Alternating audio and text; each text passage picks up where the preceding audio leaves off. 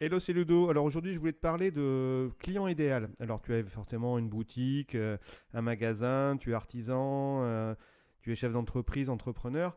Donc tu as forcément des clients. Sinon, il n'y aurait pas vraiment d'activité. Donc un client, ça reste quand même un client. Et il faudrait qu'il soit un peu idéal, ce client. Pourquoi? Parce que ça sert à rien d'avoir de nombreux clients. Ce qu'il faut, c'est avoir surtout des bons clients. Et surtout le client idéal.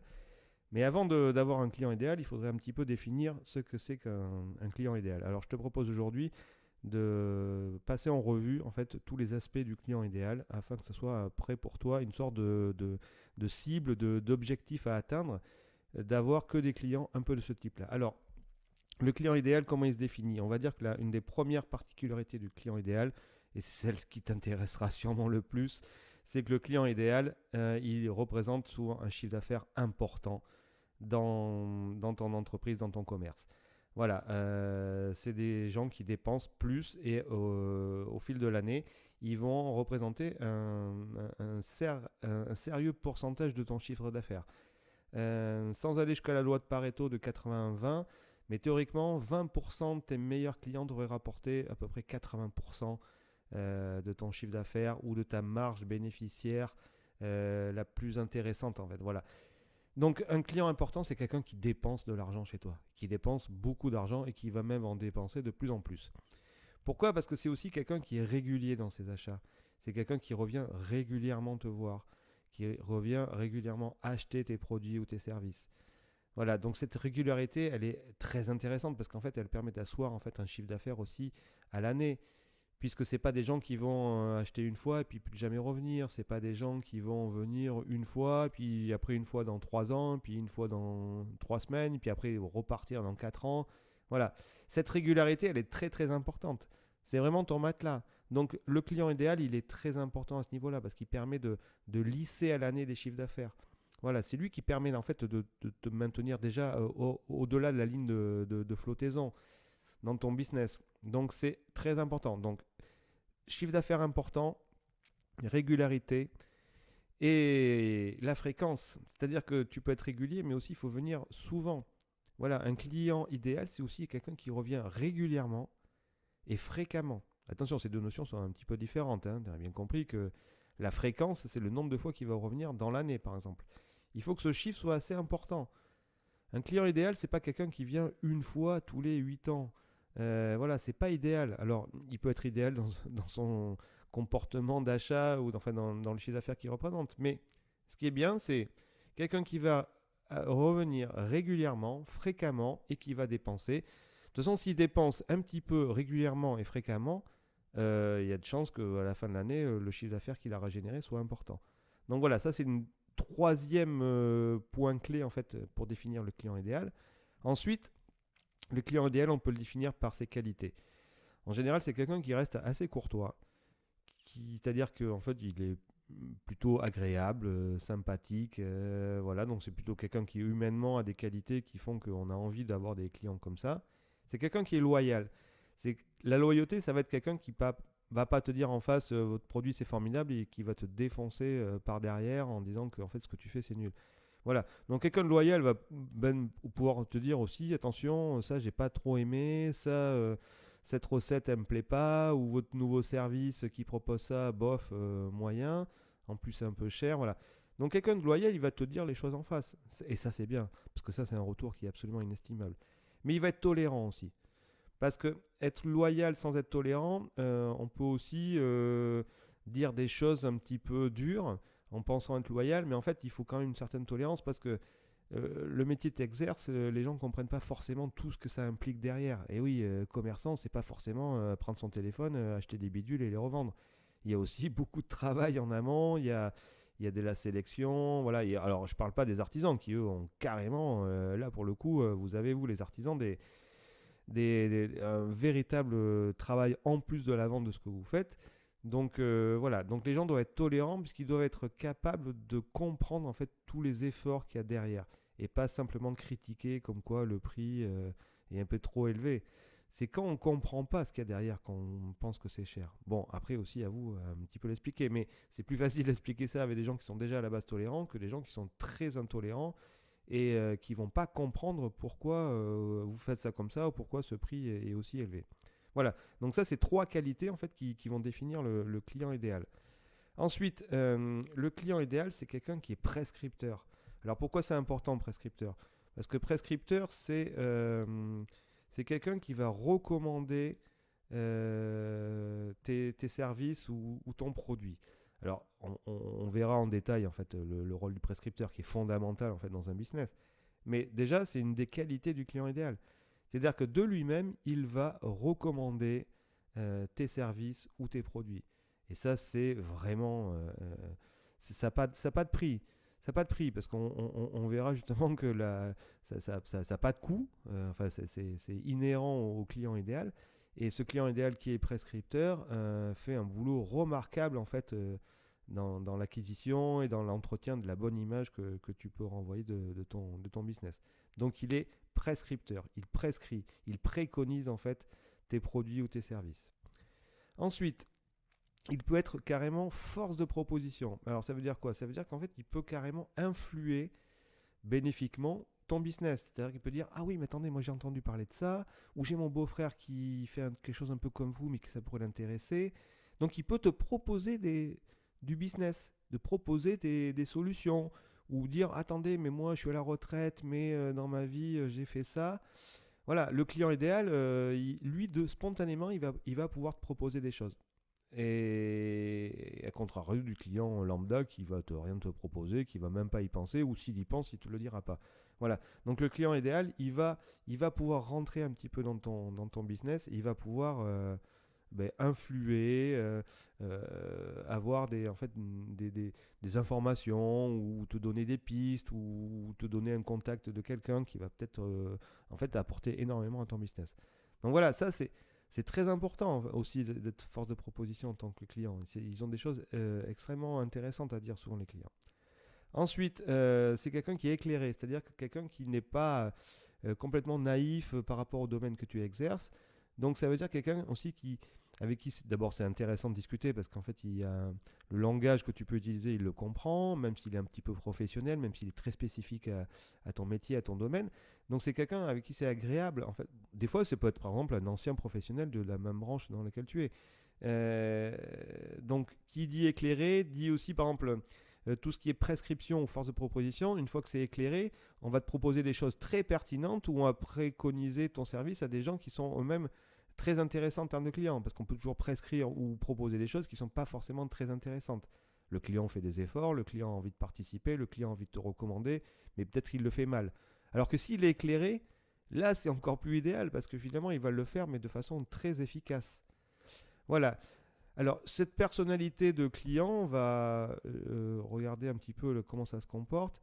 Alors la personnalité d'un client idéal, c'est que souvent il adore la nouveauté. Donc ça c'est quelque chose qu'il va falloir vraiment entretenir. On va voir dans les modules qu'on va travailler ensemble que la personnalité, dans la personnalité, le fait d'être vraiment avide de nouveautés, c'est quelque chose qu'il va falloir nourrir auprès de ces clients-là. Donc ça veut dire que vous aussi, vous devrez proposer des nouveautés. Donc il faut savoir que le client idéal, par définition, en général, adore la nouveauté. Il est souvent admirateur. Alors, on va voir admirateur. Je parle bien le sens du mot admirer. Enfin, il admire. Il est éclairé, donc il sait aussi la valeur de ton travail, de ton service, enfin de ce que tu proposes. Donc, il est admirateur. Voilà, il est un admirateur et quelqu'un de raisonnable. Hein. C'est pas un fou furieux, mais donc il est souvent un petit peu fasciné même par ce que tu fais. Il est confiant. Alors confiance, ça, c'est quelque chose qui s'acquiert, hein, la confiance. Mais le client idéal, forcément, est confiant. Il va acheter un peu les yeux fermés. Il va te faire confiance dans tes choix, dans tes préconisations, dans la personnalisation peut-être que tu proposais dans tes produits, dans tes services. Donc il va dire oui, je vous donne carte blanche, oui, je ne vais pas batailler le prix. Je sais que de toute façon, vous faites du bon travail, ce que vous faites est une bonne qualité, et puis le prix est vraiment canon en face aussi. Donc moi, il n'y a pas de souci. Donc c'est quelqu'un de confiant. Et au final, ça fait quelqu'un de amical. On parlait de courtois, mais amical, attention. Là, on frise des notions de l'amitié, des amis. Alors je sais que dans le business, il ne faut pas confondre les clients et les amis. Mais on reste des êtres humains. Quand quelqu'un est un client idéal, en général, le client idéal, il peut devenir votre ami. Voilà. En tous les cas, lui faites pas sentir qu'il a aucun espoir de devenir votre ami. Parce que quelque part, peut-être qu'il cherche aussi quelque chose comme ça. À partir du moment où il est vraiment loyal dans ce qu'il dit, voilà, et que c'est pas un fou furieux. Voilà, donc on a fait un petit peu le tour des 7 points en fait, qui pourraient caractériser le client idéal. Alors on va voir maintenant, juste avant de conclure, ce que le client idéal ne doit pas être. Puisqu'en fait, on peut être un peu trop idéal. Vous voyez. En fait, le client idéal ne doit pas être envahissant, ne doit pas être groupie. Alors je parlais il doit être admirateur, mais justement il ne doit pas être complètement fan, il ne doit pas être dire des fois n'importe quoi histoire de vous plaire ou dire oui voilà ce monsieur qui fabrique ça c'est formidable et tout ça parce que les gens vont finalement arriver en se disant waouh mais qu'est-ce que c'est la septième merveille du monde. Non c'est très bien mais c'est pas non plus exceptionnel donc vous pouvez faire très très bien votre boulot sans qu'il soit non plus d'un niveau mondial. Enfin, donc si quelqu'un est un peu trop fan, un peu ce que j'ai appelé groupie, ça peut être dérangeant. Voilà, parce qu'après, ça fait peut-être appel à des personnalités qui sont un petit peu difficiles à manier. Donc voilà.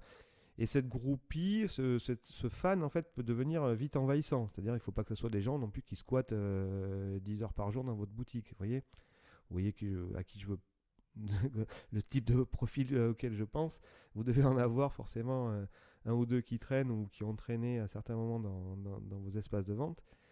Voilà. Il ne doit pas être non plus exigeant. Il doit être... alors, exigeant.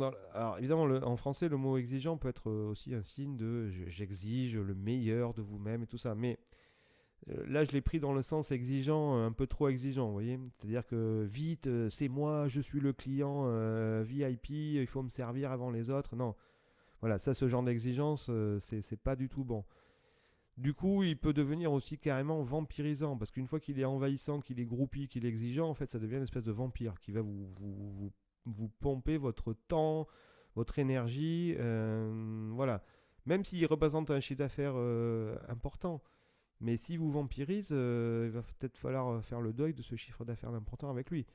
Voilà. Et quand on franchit encore une autre limite, c'est qu'il devient carrément irrespectueux. C'est-à-dire que là, il vous a vraiment pris pour son larbin. Enfin, vous êtes un peu son larbin, donc bah oui, donc il faut répondre à toutes les exigences de monsieur ou de madame. Donc non, là, on dit stop. Et ça, on peut se passer de ce genre de client. Toute la difficulté, c'est quand vous avez des gens qui génèrent un gros chiffre d'affaires, c'est les envoyer un petit peu, vous voyez, se faire voir. Et ça, c'est un peu compliqué. Et malheureusement, c'est des choix des fois qu'il faut faire parce que finalement, des fois, vous avez un peu signé votre arrêt alors pas de mort, mais votre arrêt de commercial en étant un petit peu vampirisé par quelques personnes, vous voyez. Donc il faut faire très attention à ça. Et on va voir juste le dernier point, je parle des nouveaux clients. Pourquoi est-ce qu'on parle de client idéal et pourquoi est-ce que je vous parle de nouveaux clients? Parce qu'un client idéal, c'est pas un client qui s'obtient en 2 secondes. Vous voyez, c'est un client qui se travaille. On ne devient pas client idéal à la première vente. Alors on l'est peut-être potentiellement. Vous êtes devant vous sûrement tous les jours des nouveaux clients qui pourraient devenir potentiellement des clients idéaux. Mais voilà, le nouveau client, donc là on est dans l'acquisition, puisqu'on va parler énormément de fidélisation. Donc le client idéal, c'est un client qui a été fidélisé en fait, par rapport à un nouveau client. Parce qu'un nouveau client, c'est par exemple, c'est quelqu'un qui a forcément un panier qui est faible. Voilà, rarement un premier achat va tout exploser dans votre boutique. C'est un client qui est pas stable, c'est-à-dire que vous ne savez pas si ça va être un client idéal, vous ne savez pas si ça va devenir un client, juste un bon client même. Donc ce manque de stabilité, voilà, donc il ne faut pas du tout miser sur le nouveau client, enfin on peut rien prévoir vraiment avec ça. Et puis ça risque carrément de basculer dans un mauvais client. Parce que le client idéal, il y a peu de chances qu'il bascule en tant que mauvais client, c'est-à-dire un client qui, voilà, vous vampiriserait, soit irrespectueux, et en plus, bon, par exemple, générer un chiffre d'affaires absolument ridicule. Donc, à chaque fois que vous avez un nouveau client, ben, vous prenez le risque que ce soit potentiellement un nouveau mauvais client. Voilà.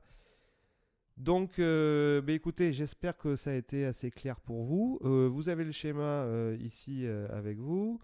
Vous voyez en fait tout ce qui est en couleur, ben, les forces en fait qu'on a, les points clés qui caractérisent le client idéal et comment est-ce que ce client en fait se définit. Donc, je rappelle, le chiffre d'affaires important, la régularité, la fréquence, des qualités, courtois, loyal, tolérant, qui soit prescripteur, force de proposition, éclairé et qu'il ait une personnalité du type friand de nouveauté, admirateur, confiant et amical.